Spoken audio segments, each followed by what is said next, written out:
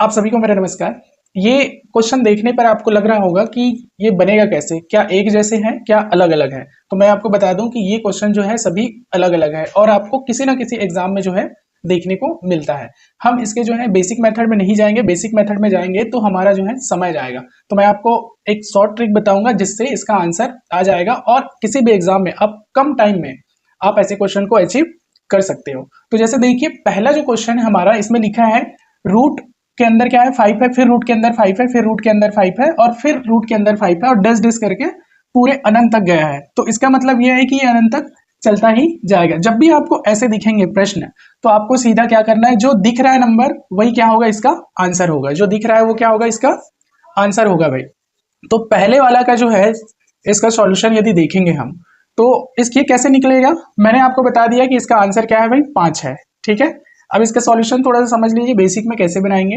तो हमको क्या करना है, ये मानकर चलना है कि ये x बराबर क्या है, रूट 5 है और उसके अंदर भी क्या है, रूट 5 है, फिर क्या है, रूट 5 है और डेस डेस करके ये पूरे कहाँ तक गया है, तो अनंत तक गया हुआ है। ठीक है, हम दोनों पक्षों को क्या कर देते हैं, वर्ग कर देते हैं।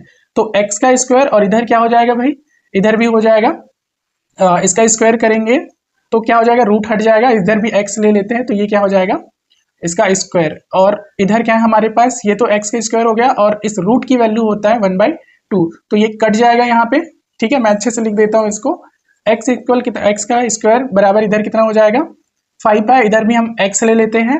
ठीक है, इसका स्क्वायर और इनटू इधर क्या हो जाएगा 1/2 इसका रूट का वैल्यू है, तो ये क्या हो जाएगा, कट जाएगा। ठीक है, बचेगा क्या, तो x स्क्वायर बराबर बच जाएगा आपका 5x। तो x से एक x कट गया तो x बराबर कितना आ जाएगा, 5 आएगा। इसका मतलब ये है कि जो वैल्यू यहाँ पे दिया रहेगा इन्फिनिटी तक, उसका वैल्यू क्या होगा, उतना ही आएगा। मतलब x बराबर क्या होगा, 5 ही आएगा।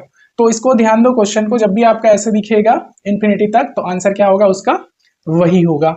ठीक है भाई, चलिए दूसरा वाला देखिए। दूसरा वाला क्या है, रूट के अंदर 7 है, फिर रूट के अंदर 7, फिर रूट के अंदर 7 है, उसके बाद डैश डैश करके दिया हुआ है, लेकिन यहाँ पे इन्फिनिटी जैसे ऊपर वाले पे लगा हुआ है, यहाँ पे जो है अनंत का चिन्ह नहीं लगा हुआ है।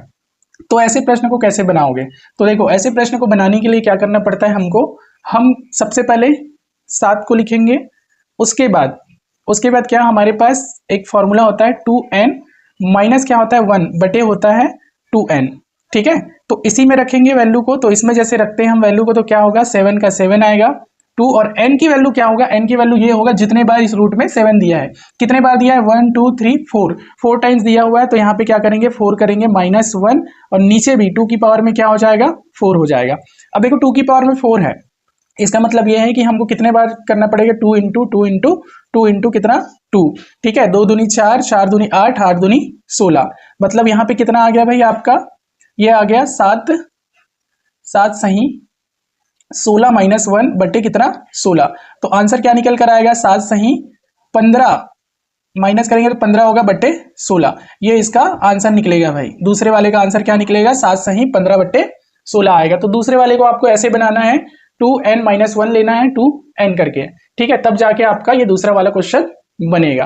अब तीसरे वाला देखो, तीसरे वाले में क्या है, रूट है, रूट के अंदर नंबर दिए हुए, फिर प्लस है, फिर नंबर दिया हुआ प्लस है, फिर नंबर दिया हुआ प्लस है और इन्फिनिटी तक जा रहा है। तो ऐसे प्रश्नों को कैसे सॉल्व करोगे, तो इसको जो है आपको ब्रेक करना है कि ये जो 30 है ये कैसे आया है। ठीक है, 10 तिया 30 भी हो सकता है, ठीक है, 6 पंचे 30 भी हो सकता है, लेकिन दोनों में अंतर क्या है कि जब भी आपको ऐसे प्रश्न दिखेंगे तो इसके लिए आपको ये देखना है कि क्या आप ब्रेक कर रहे हो, दोनों को तोड़ रहे हो तो उसकी अंतर जो है एक है क्या। यदि एक आता है तब आपका आंसर निकल कर आएगा। जैसे हम 30 को ब्रेक करेंगे, 30 को ब्रेक करेंगे तो किसमें टूटेगा, ये 30 जो है ये टूटेगा किसमें भाई, 6 और 5 में।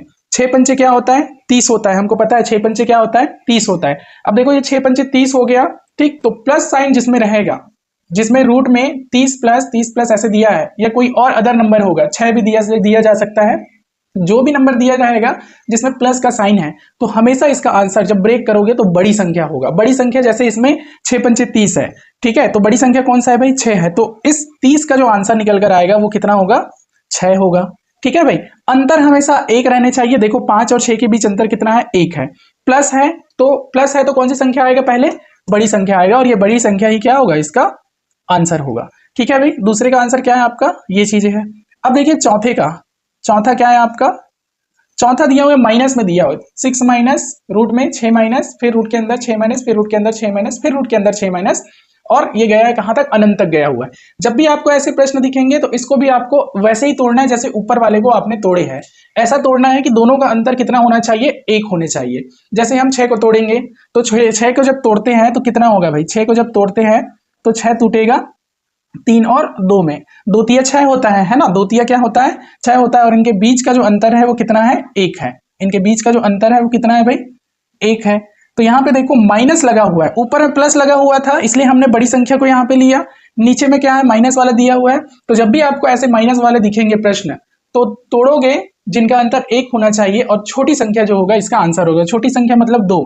तो इस चौथे वाले का जो आंसर होगा वो क्या होगा, आपका 2 होगा। तो ये रूट में जो है 4 टाइप के आपके क्वेश्चन है जो आपके एग्जाम में देखने को मिलता है। जब भी आपको ऐसे दिखे तो बिल्कुल आप इसी तरीके से बनाइए, एकदम कम टाइम में जो है आप ऐसे प्रश्न को जल्दी सॉल्व कर लोगे। यूं बोल सकता हूं कि आपको जो है पेन उठाने की भी जरूरत नहीं पड़ेगा।